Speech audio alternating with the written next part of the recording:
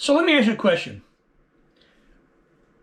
Mastering a skill, is that enough to get you to the next level?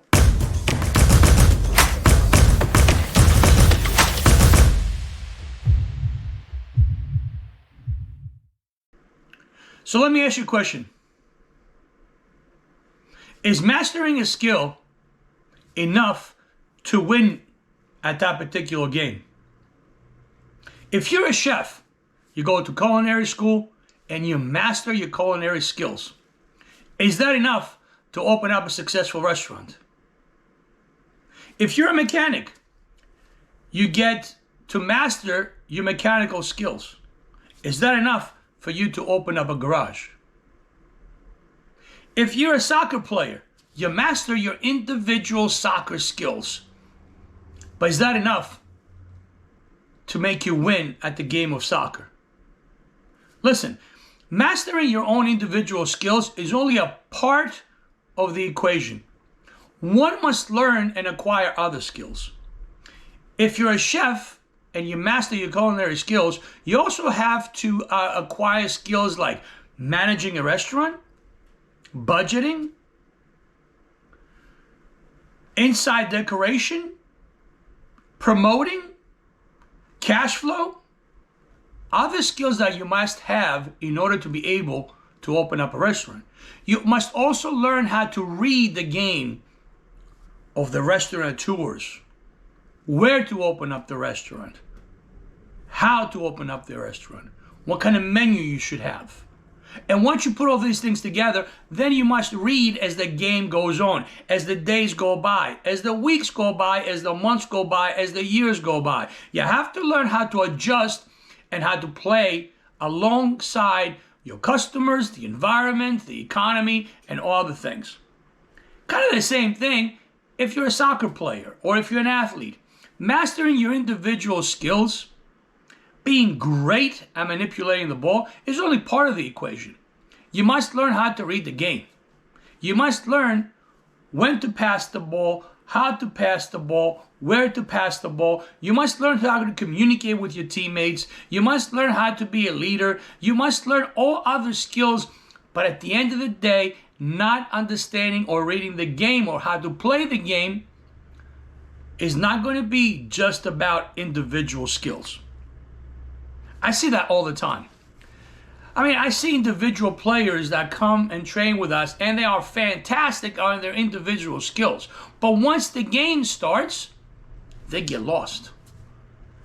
Newsflash: if you want to play at a higher level, college coaches have become more demanding. It's not about just having good skills. They want leadership skills. They want skills in the locker room. They want you to be a good communicator. They want you to be a good teammate. They want you to be able to read the game, to understand the game, when to make that pass and when to dribble, when to take on a player or possibly make that pass, to what point, to what space, at what time, how hard you're going to make that pass. Should you not make that pass? Where is the space?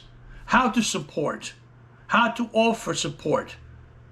There's so many things that go into a recruitment process other than just individual skills. Personality. Are you an individual self-centered player? Or do you step on the field and make all your players around you better? You make your teammates better?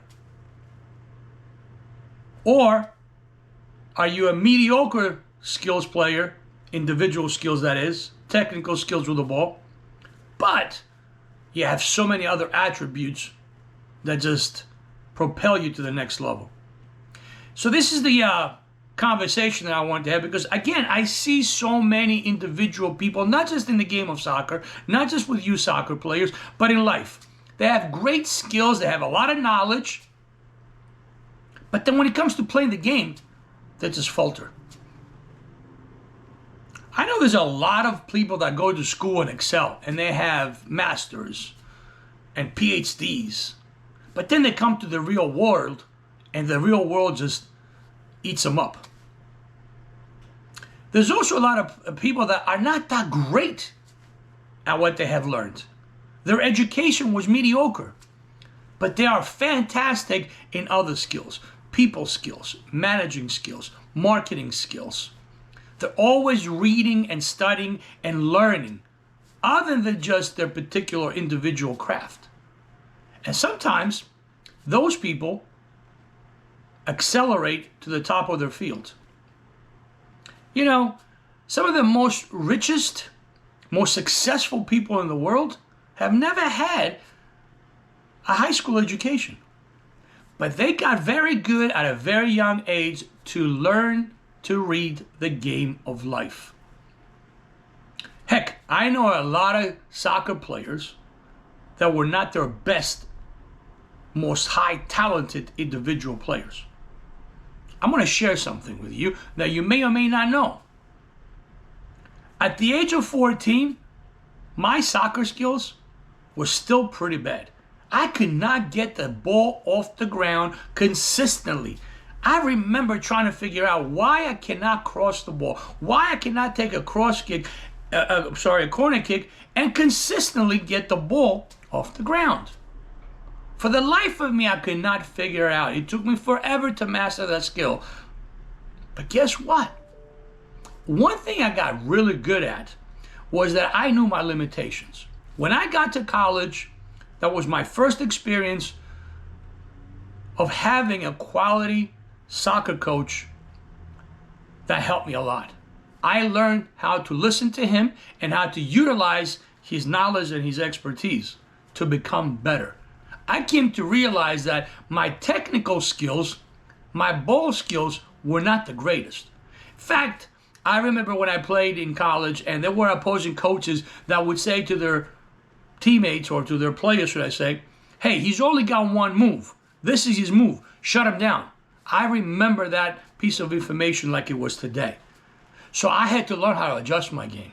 So once the opponent figured out that I only had one move that I could be very successful with, instead of trying to do other moves, and when they shot me down that particular move, I would read the game and make the right pass at the right spot to the right person, and not put myself in a situation where I expose my weakness of having just one move. I got really good at learning how to read the game and put myself in the right spot to receive the right pass. I got really good at reading how to support my teammates. I got really good at knowing when and how to make those runs into space to support my teammates. And guess what? I was able to be a standout.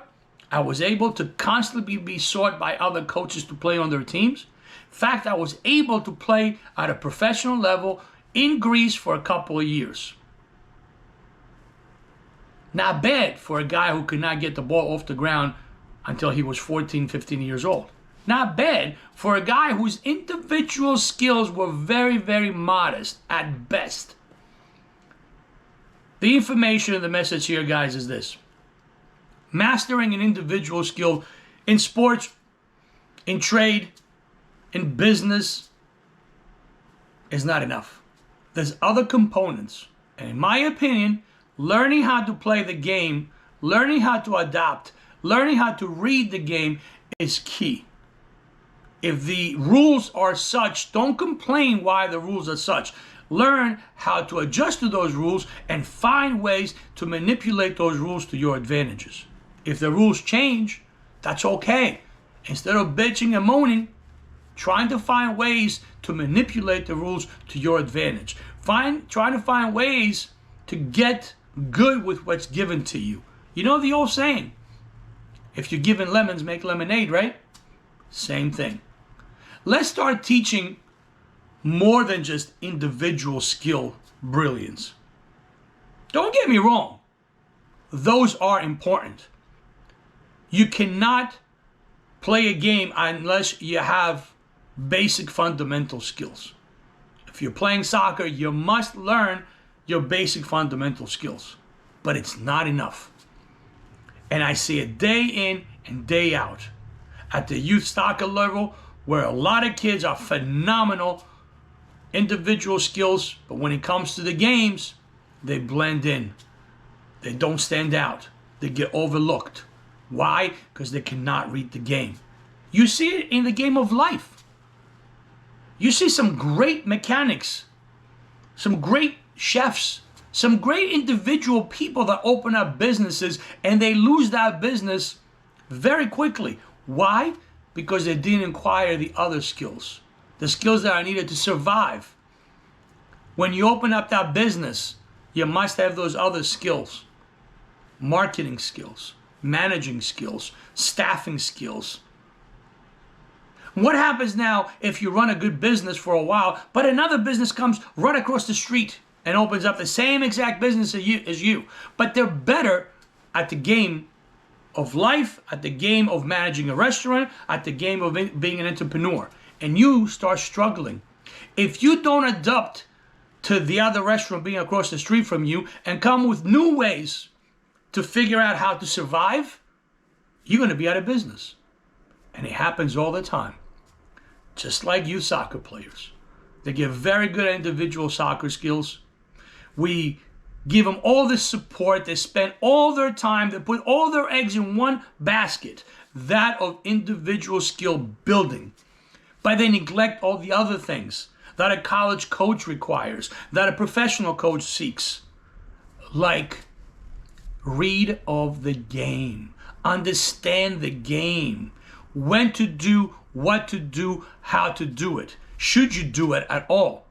Learning how to be a good teammate. Learning how to be a good leader. Learning how to be vocal. There's a million and one things that go into that pot to create that quality soup. And a lot of players get overlooked.